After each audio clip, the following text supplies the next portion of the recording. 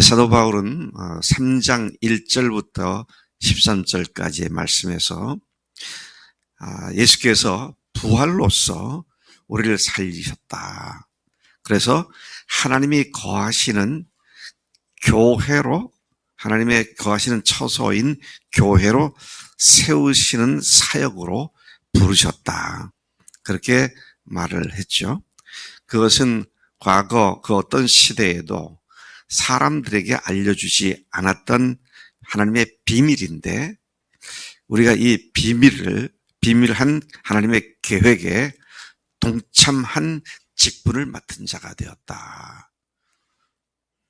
참 이게 언감생심, 하나님의 비밀을 책임 맡은 자로 직분을 맡았다. 바울이 참 놀란 흥분을 하면서 이런 말씀을 하고 있는 것을 능히 짐작할 수 있습니다. 이 비밀이 뭐냐? 이 비밀은 이방인들도 예수님의 부활과 함께 살아나서 유대인과 함께 하나가 되어서 함께하는 상속자, 함께 그분의 몸을 이루는 자들, 그리고 함께 약속에 동참하는 자들이 되게 하는 것이었다. 이 비밀에 내가 하나님의 일꾼이 된 것이다. 이런 감격과 감동을 가지고 지금 말을 하고 있죠. 바울은 자신을 창세 전부터 하나님의 마음속 깊은 곳에 감춰졌던 그 계획을 알게 되었고, 그 일을 널리 전파하는 일을 하라고 하나님께 부탁을 받았다. 이제 그런 말씀이 1절부터 9절까지였고요.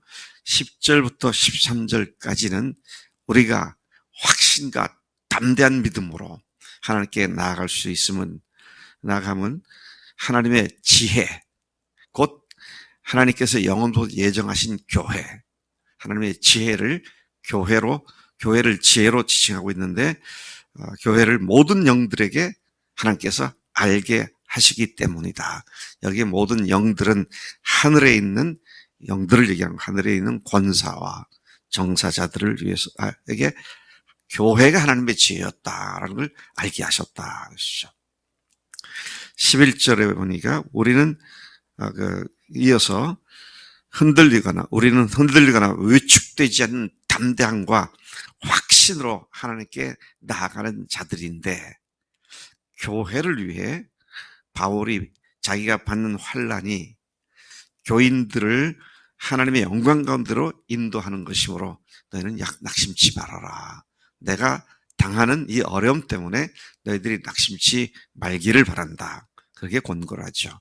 그리고 이제 오늘 14절 이하의 말씀이 그런 맥락에서 계속 이어지고 있습니다.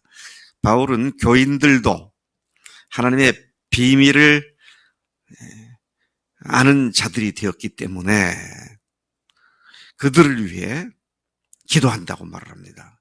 하나님의 비밀을 아는 자들이 된 너희들을 위해서 하늘과 땅에 있는 각 족속에게 이름을 주신 아버지께 무릎을 꿇고 기도한다. 내가 하나님께 기도한다 그러는데 어떤 하나님이냐? 그러니까 하늘과 땅에 있는 각 족속에게 이름을 주신 아버지다. 그렇게 말하죠. 이게 무슨 말인가요? 하늘에 있는, 땅에 있는 족속들. 이것은 하나님의 자녀가 되고 그분의 백성이 된 모든 존재들의 총체를 얘기하는 것인데, 하늘에 있는 자들은 예수님을 믿다가 먼저 천국에 가서 안식을 누리고 있는 자들을 얘기하고, 땅에 있는 자들은 그 예수님을 주님을 모시고 지금 믿음의 선한 싸움을 싸우고 있는 현재 지금 살아있는 사람들에게 이름을 주신 하나님, 이름을 주셨다. 하나님께서 우리에게 무슨 이름을 주셨어요?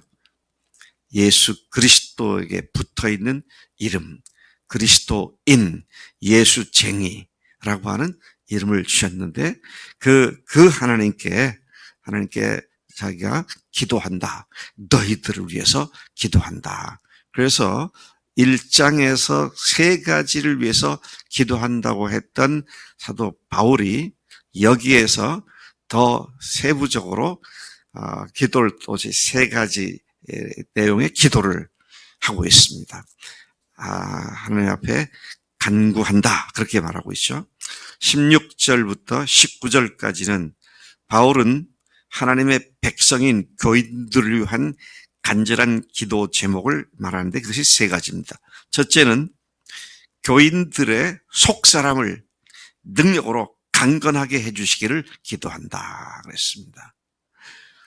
속사람을 강건하게 하는 일은 성령께서 해주신 일입니다. 성령께서 너희들을 속사람을 강건하게 하시기를 구한다. 성령께서는 믿는 사람들 속에 내주하시면서 거하시면서 그들을 위로하시고 격려하시고 또 고면하실 뿐 아니라 그들의 속사람이 날이 갈수록 더욱더 강건하게 해주신 분이시다. 그래서 믿음이 성장한다는 말은 속사람 곧 중생한 영혼들, 구원받은 영혼들을 가리키는데 중생한 영혼들에게 심겨진 것이 뭡니까? 경건과 거룩함과 의롭고 또 선하게 살려는 영적 본능이죠. 자, 이런 것들이 더욱 자라고 강건하게 되도록 기도한다. 그렇게 말하고 있습니다. 중생한 자에게도 비록 중생했지만 육신의 연약함, 곧 죄성은 중생한 사람의 속사람에게 중생한 사람의 속사람에게 계속 도전하고 도전장을 내밀죠. 죄를 지으라고. 너 예수님 믿고 바르게 살려고 하는데 그거 다 어려운 일이고 힘든 일이야. 그냥 괜찮아. 네가 마음대로 해. 죄 줘도 괜찮아. 이제 이런 도전을 계속해 오는데 그러나 중생한 성도들의 이런 연약함에도 불구하고 성령께서 각 사람의 속사람을 능력으로 강건케 하셔서 지식과 믿음, 의와 선과 진실에 굳게 서게 해주시기를 기도한다. 그래서 여러분, 우리가 예수 믿고 구원받았다. 끝 아니고요. 이제부터 시작인데 하나님 편에 서서 하나님께 주신 귀한 것들을 아주 견고하게 강건하게 되어지는 이것이 우리들의 기도가 되어야 또한 마땅한 줄로 믿습니다. 조금만 바람이 불어도 흔들리고 조금만 마음속에 뭐가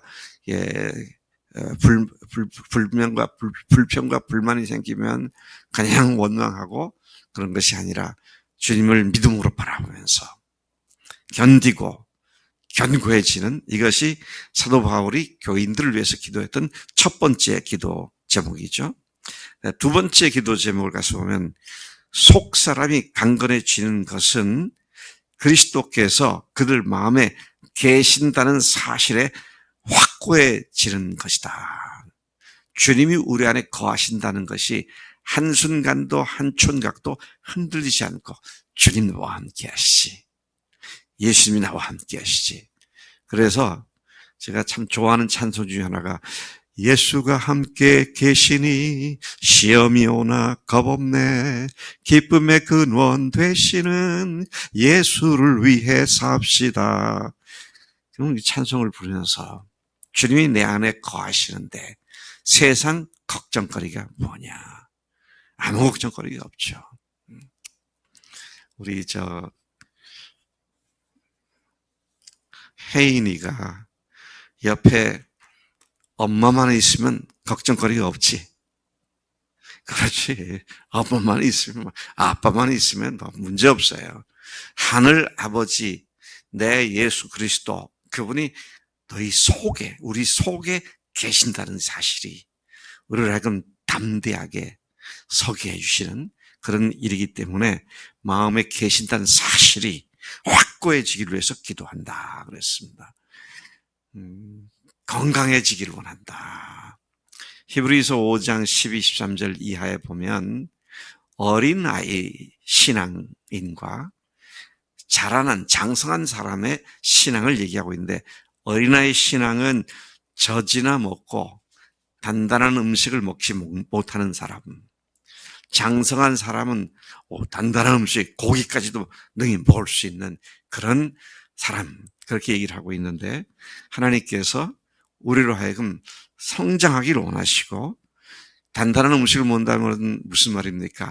하나님의 말씀을 실제로 체험하는 삶을 얘기하는 거잖아요.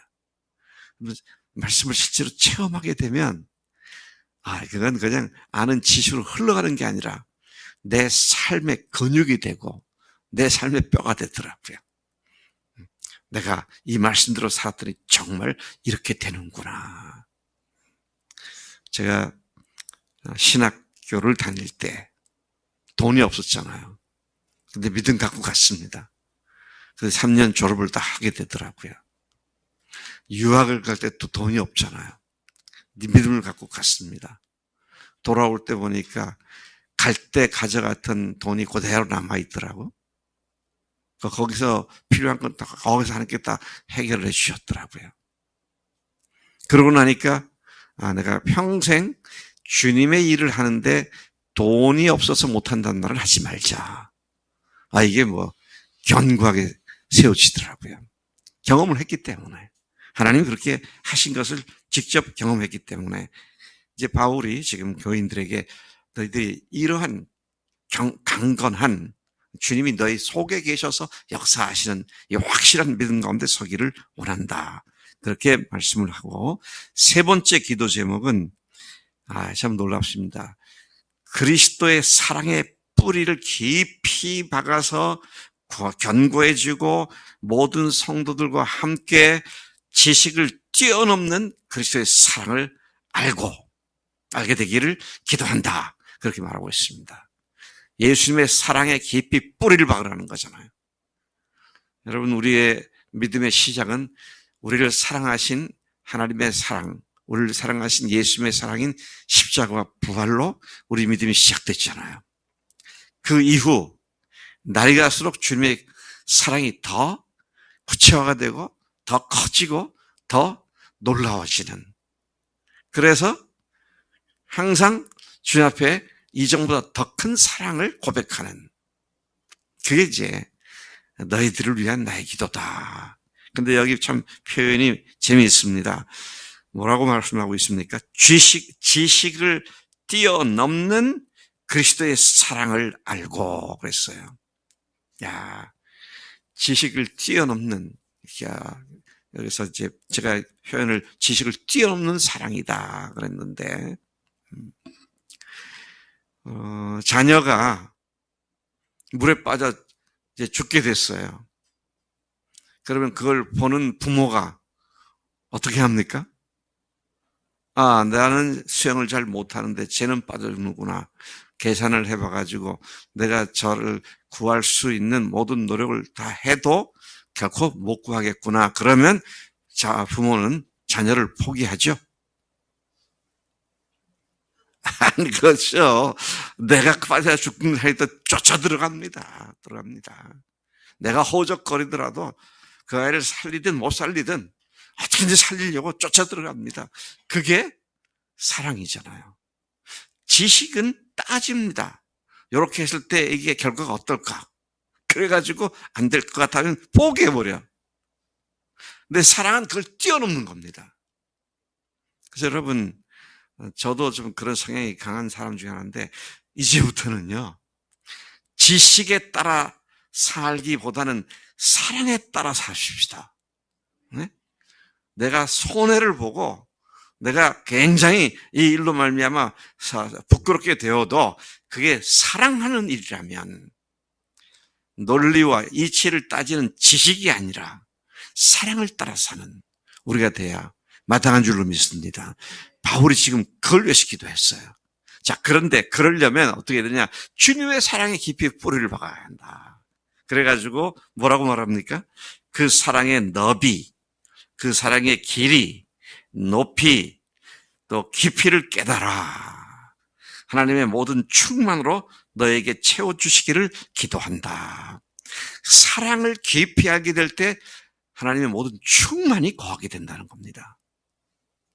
그래서 여러분, 이제부터 말씀을 하나 새로 배우면, 하나를 배웠다 그러면 사랑은 그것보다 더 많게 3개, 4개를 배우겠다고 그렇게 하나님 앞에 엎드려야 돼요. 그러려면 주님의 사랑을 내가 직접 경험하는 일이 많아야 되죠. 자, 그래서 주님의 깊이, 사랑의 깊이, 높이, 길이, 너비, 이 사랑이 어떤 것인지를 더욱더 분명히 알아서 그 사랑으로 나도 다른 사람들을 사랑할 수 있게 되는 그런 삶이 돼야 마땅한 줄로 믿습니다.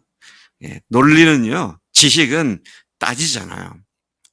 배인의 자매를 사랑해야 한다. 그건 이제 당위성인데, 그렇게 해야 되는데, 이내가 나한테 인사도 잘 안 해.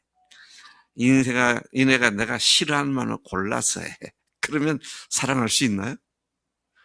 사랑을 못 하는데, 그런데 그거는 지식 때문에 그런 거고, 사랑은 그런 거 따지지 않아요. 그냥 사랑하는 거죠. 그래서 지식을 뛰어넘는 사랑이다. 이 말씀을 우리가 좀 깊이 생각해야 할 것이다 생각합니다. 자, 그래서 20절 보니까 우리 가운데 역사하시는 능력대로 우리가 구하거나 생각하는 모든 것에 더 넘치도록 능히 하시는 하나님 그렇습니다. 여러분, 우리가 구할 때요, 뭘 구할 때 겨우 조금 들어주시는 하나님이 아닙니다. 우리가 심지어 생각하는 것보다도 더 뛰어나게 주시는 하나님이시다. 이 하나님이 내 하나님이시다. 이 하나님을 오늘도 믿고 의지하고 주님의 사랑에 더 깊이 빠져들어가는 우리가 돼야 할 줄로 믿습니다. 하나님 아버지 감사합니다. 저희들에게 하나님의 사랑거리가 되게 하신 것 감사합니다. 저희들을 사랑의 대상으로 삼아주셔서 참으로 감사합니다. 하나님, 우리도 주님이 우리 안에 거하시는 것을 더 확고하게 알게 하시고, 주님, 우리도 지식에 넘치는 사랑을 알아서 하나님 정말로 주님께 사랑을 할 뿐만 아니라 형제들을 위해서 그런 사랑을 늘 넘치게 하는 주님의 자녀들이 다 되도록 역사해 주시기를 빌고 원합니다. 각 사람이 이 기도 제목이 자신의 기도 제목으로 알고 하나님 이것을 위하여 매일 기도하는 우리가 되도록 인도해 주옵소서. 감사합니다. 예수님의 이름으로 기도로 삼나이다. 아멘. 아멘. 오늘